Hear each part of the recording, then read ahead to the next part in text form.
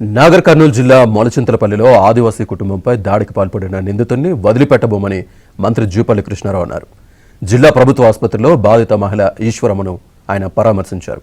ఇలాంటి సంఘటనలు పునరావృతం కాకుండా అన్ని రకాల చర్యలు తీసుకుంటామని మంత్రి జూపల్లి అన్నారు. బాధిత కుటుంబాన్ని ప్రభుత్వం అన్ని విధాలా ఆదుకుంటుందని భరోసానిచ్చారు.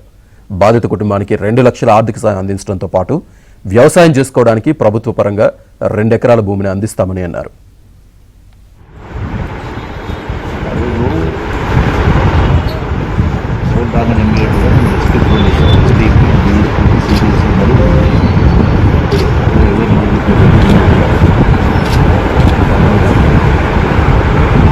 ఇమ్మీడియట్లీ వచ్చింది, నైటే వచ్చి తీసుకొచ్చింది సార్ మొత్తం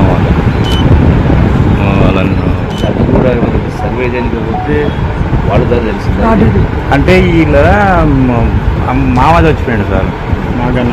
మామ చచ్చిపోతే దినాలకు వచ్చిండు, అంటే సాయం చేయడానికే ఏదో వచ్చిండు ఆడిట్ సంస్థ.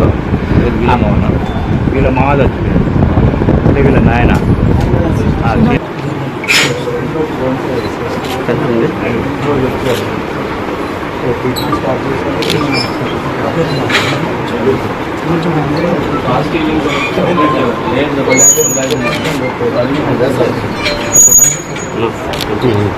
తీసుకొని